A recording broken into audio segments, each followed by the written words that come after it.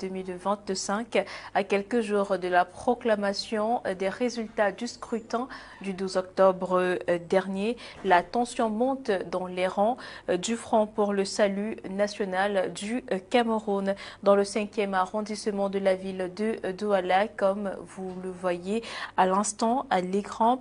Militants et sympathisants du parti sont descendus ce jour dans les rues pour exiger la libération de Godwin, leur coordonnateur départemental. Ce dernier a été interpellé après avoir publiquement dénoncé des irrégularités présumées dans le processus électoral. Pour les manifestants, cette arrestation est perçue comme une tentative d'intimidation visant à faire taire les voix critiques. Il réclame non seulement sa libération immédiate, mais aussi plus de transparence dans le traitement des contentieux électoraux. Et tout comme dans la ville de Douala, dans la région du littoral, à Bafoussam également à l'ouest du pays, ce jour, l'ambiance est plutôt électrique autour du palais de justice transformé en véritable zone de tension en toile de fond. Un désaccord sur les procès-verbaux de l'élection présidentielle. La représentante régionale du Front pour le salut national du Cameroun, entendez FSNC, aurait émis des réserves refusant d'apposer sa signature sur des documents qu'elle jugeait modifiés. Sur le terrain, le dispositif sécuritaire est impressionnant. Mototaximens assis sur le sol, encerclés par un important déploiement des forces de maintien de l'ordre. Des renforts mixtes, police et gendarmerie ont envahi la zone, interrompant temporairement la circulation et redirigeant les usagers vers des voies secondaires, notamment derrière la Légion de gendarmerie et du siège local de la Fédération camerounaise de football, entendez FECAFOOT. Certaines sources évoquent également la présence d'agents en civil infiltrés parmi les passants à la recherche d'informations sensibles en ce contexte également sensible. Si en fin de matinée, le calme semblait revenu et la circulation progressivement rétablie, cet épisode illustre la tension palpable qui règne dans certaines villes du pays alors que le processus post-électoral suit son cours au Cameroun. Et justement, alors que le dépouillement suit son cours au Cameroun, la déclaration de victoire du candidat Issa Tiroma Bakary fait réagir. Le ministre de l'administration territoriale, Paul Atangandi, dénonce un acte irresponsable et appelle au respect du processus électoral par voie de communiqué rendu public hier, 14 octobre 2025. Awadali pour la quintessence. Il s'agit des commissions départementales de supervision de vote, puis la commission nationale de... Depuis la tenue du scrutin présidentiel, le climat politique camerounais est devenu de plus en plus tendu. Suite à la sortie du candidat Issa Tiroma Bakary ce lundi 13 octobre, annonçant sa victoire à l'élection présidentielle à travers une vidéo devenue virale sur les réseaux sociaux, le ministre de l'administration territoriale réagit. Dans ce communiqué rendu public hier, 14 octobre, Paul Atangandi n'a pas mâché ses mots.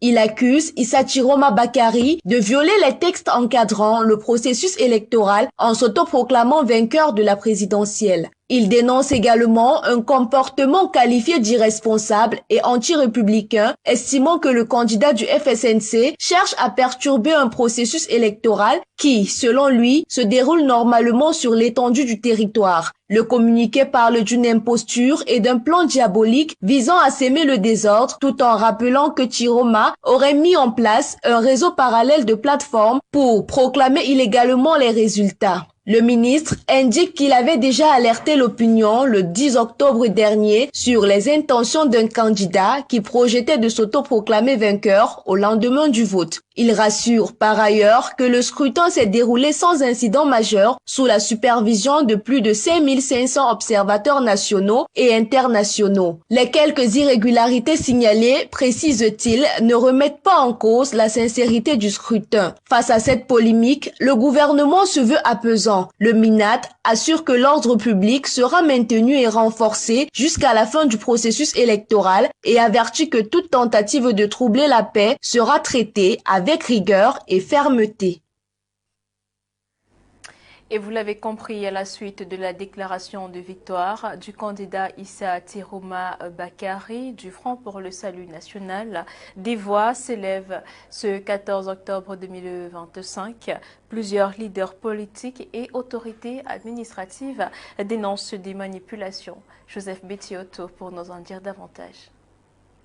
La sortie de Issa Tiroma Bakari pour revendiquer la victoire de son parti aux élections présidentielles du 12 octobre dernier remue la scène politique qui était déjà très active depuis le début du processus électoral. Ce 14 octobre 2025, plusieurs documents ont été publiés par les leaders des partis politiques et des autorités administratives et judiciaires, condamnant pour certains la précipitation du leader du FSNC, tandis que d'autres appellent les citoyens camerounais au calme et à la vigilance. Le barreau des avocats du Cameroun, par la voix de son bâtonnier, Maître Mba Mba, condamne fermement les violences signalées dans certaines régions après la présidentielle du 12 octobre dernier. Dans un document publié ce 14 octobre 2025, l'institution s'est dit préoccupée par les tentatives observées sur les réseaux sociaux et les déclarations qu'elle juge intimidantes, susceptibles de menacer la paix et la confiance citoyenne. Le bâtonnier appelle au calme et à la retenue et au respect des procédures, tout en exhortant l'ECAM et le Conseil constitutionnel à faire preuve d'intégrité et de transparence pour garantir le respect et la volonté du peuple camerounais. Le Rassemblement démocratique du peuple camerounais, RDPC, parti au pouvoir, a condamné ce mardi 14 octobre 2025 l'autoproclamation d'un candidat à la présidentielle du 12 octobre qu'il qualifie de forfaiture et de canular ignominieux. Selon Jacques Famendongo, secrétaire à la communication du comité central, les chiffres brandis par ce candidat seraient préfabriqués par un cabinet occulte en violation au code électoral. Le RDPC rappelle que seul le Conseil constitutionnel est habilité à proclamer les résultats officiels. L'UDC s'est également prononcé. Le parti dénonce de graves irrégularités sur l'ensemble du territoire et évoque des bureaux fictifs, des votes multiples, des procès-verbaux falsifiés et des ingérences administratives flagrantes. Selon Patricia Tomaino Damjoya, ces dysfonctionnements traduisent un système électoral verrouillé et profondément biaisé. Le Parti camerounais pour la réconciliation nationale PCRN a quant à lui commencé par démentir ce 14 octobre 2025 un communiqué circulant sur les réseaux sociaux et attribué à son président l'honorable Cabral Libi. Le document comportait une fausse signature du leader du parti et félicitait Issa Tiroma Bakari pour une prétendue victoire et évoquait une collaboration future ainsi qu'un décaissement d'1 milliard de francs CFA. Le PCRN qualifie ces informations de purement et simplement fausses. Dans un communiqué signé ce 14 octobre 2025 par le porte-parole du candidat Bello Bouba Maïgari, le parti souligne que ses représentants siègent dans toutes les commissions départementales de supervision et disposent déjà d'indications internes sur les tendances issues des procès-verbaux. L'UNDP invite l'ECAM et le Conseil constitutionnel à respecter la volonté exprimée par les Camerounais. Dans la même lancée, le SDF de Joshua aussi fait entendre sa voix. Ce mardi 14 octobre, le parti, à travers son président, a exprimé sa gratitude envers tous ceux qui ont soutenu son projet alternatif. Sur la base des données internes, le candidat du SDF affirme que les tendances sont claires, même si les résultats ne sont pas encore favorables. Il souligne que toutes les irrégularités constatées seront soumises au Conseil constitutionnel, mais la paix et la stabilité du pays priment sur tout recours. Et dans cette même veine, la mission d'observation de l'Union africaine et de la CEEAC a salué le climat paisible du scrutin du 12 octobre dernier au Cameroun. Elle a également appelé les acteurs au respect des résultats le moment venu. Inès Mengue. Le chef de mission de l'Union africaine, Bernard Makuza, ainsi que le chef de mission de la CEEAC, Isidore Ziem, ont présenté un rapport d'observation de l'élection présidentielle du 12 octobre lors d'une conférence de presse le 14 octobre 2025 à l'hôtel Hilton de Yaoundé. Ils ont souligné dans ce rapport une collaboration équitable avec le MINAT, ELECAM et le MINREX, alors que leurs équipes ont obtenu l'accréditation et ont été déployées dans les bureaux de vote pour observer l'élection. L'Union africaine et la CEEAC ont parlé d'une élection généralement pacifique au Cameroun, tout en saluant le processus qui a été marqué par des campagnes pacifiques et le déploiement de matériel et de sécurité. L'observation de l'Union africaine a déployé 17 équipes d'observateurs dans les 10 régions du Cameroun pour observer les processus clés, y compris les dernières activités de campagne électorale.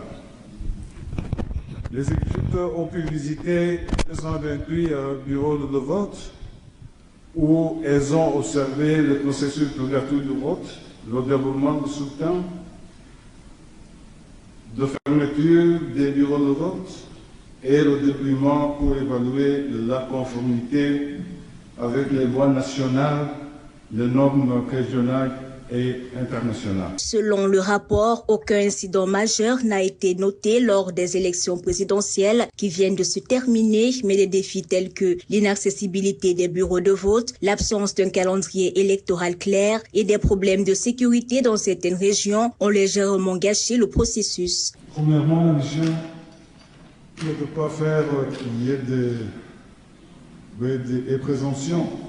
Deuxièmement, la mission d'observation fait état de ce qu'elle a constaté dans les bureaux de vote visités. Les recommandations fournies dans ce rapport comprennent une meilleure identification des bureaux de vote, la disponibilité d'un calendrier électoral et une plus grande participation des jeunes, des femmes et des personnes handicapées. À la conférence du ministère de l'administration territoriale se trouvait Essimi Afouba Romual, inspecteur numéro 1 des affaires électorales.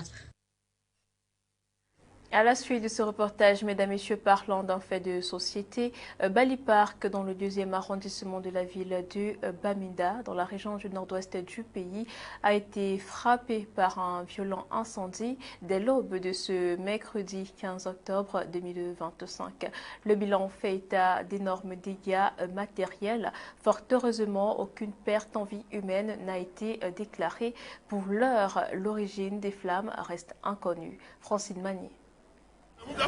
Situation déchirante aux premières heures de ce mercredi 15 octobre 2025. Les habitants du quartier de Bali Park, dans l'arrondissement de Bamenda 2e, sont sous le choc après un incendie survenu vers 4 heures du matin. Selon les premières personnes touchées, cela ressemble à un rêve, car elles ont été surprises pendant leur service matinal. Mon fils a couru et m'a informé que le feu avait englouti un de mes bâtiments au parc Bali. J'ai ouvert ma porte derrière moi, mais j'ai été rapidement poussé par les flammes et j'ai commencé à crier au feu. Mon mari et moi avons couru et sommes sortis dans la confusion en essayant de localiser d'où venait le feu. D'après toutes les indications, le feu a commencé au marché dans une pièce particulière où des marchandises de contrefaçon étaient conservées. Nous nous sommes donc précipités au parc Bali, mais n'avons pas pu sauver les objets ni documents. Nous sommes bloqués et n'avons rien à montrer.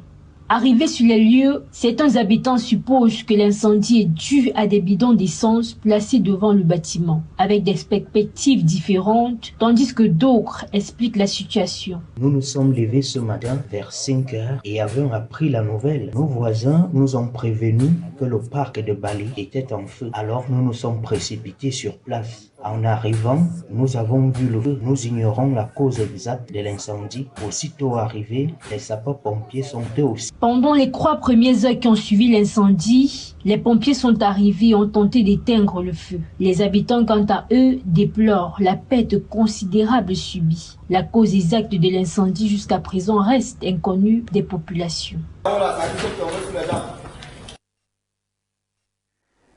Le directeur général des douanes a présidé une importante concertation avec les acteurs du secteur minier ce mardi 14 octobre 2025 dans la salle de la conférence de la direction générale des douanes. Les échanges ont débouché sur la consolidation d'une synergie entre les douanes, le ministère des Mines, de l'Industrie et du Développement technologique relativement à la taxation et au suivi des opérations d'exportation du minerai de fer et de la bauxite. Le Cameroun possède d'importants gisements de minerais et de fer et de bauxite avec des projets d'exploitation en cours et prévus. En ce qui concerne la bauxite, le Cameroun dispose d'un potentiel de plus de 99,1 millions de tonnes à exploiter sur 20 ans. 600 millions de tonnes de bauxite ordinaire ont été identifiées. La situation est claire pour les acteurs réunis autour du directeur général des douanes. Elle appelle à une mutualisation de ressources pour capter le maximum de recettes à l'exportation des minerais de fer et de la bauxite. Outre l'élargissement de l'assiette fiscale, l'objectif de cette concertation est d'encourager la transformation locale des matières premières extractives.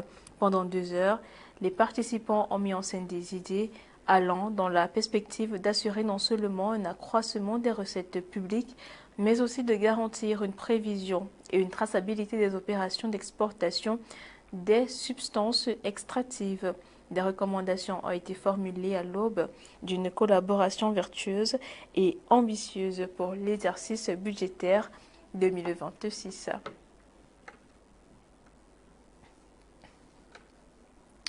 En attendant de revenir sur cette information, mesdames et messieurs, rendons-nous dans la ville de Ngaoundéré, dans la région de la Damawa, où la communauté universitaire a reçu un important coup de pouce. Hier, 14 octobre 2025, le recteur a réceptionné un bus flambant neuf, don du chef de l'État. La cérémonie de rétrocession s'est déroulée à l'esplanade des services du gouverneur en présence des autorités politico-administratives, étudiants et membres de l'université. Le gouverneur de la région, Kiltadi Tageke Bouka, qui a remis les clés de ce véhicule de 51 places de marque Volvo.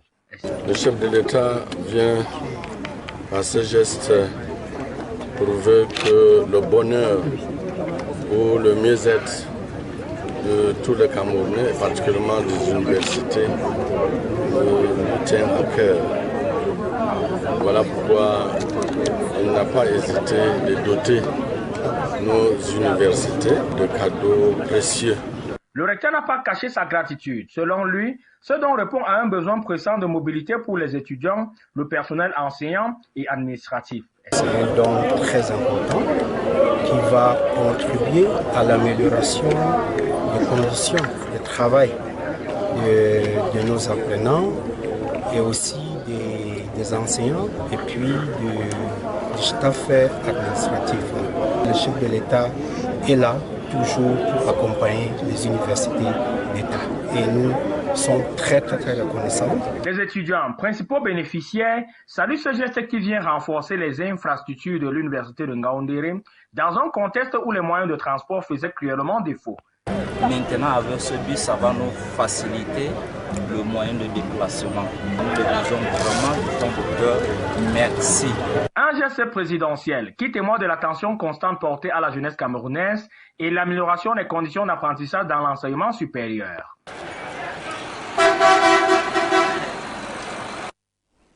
Et voilà qui referme ce journal, mesdames, messieurs. Merci de nous avoir suivis. Restez en compagnie de nos programmes qui se poursuivent sur My Media Prime Télévision avec notamment l'édition de l'information en langue anglaise à 18h30. Quant à nous, retrouvez-nous demain pour une autre édition du journal. D'ici là, portez-vous bien, excellente soirée et à demain.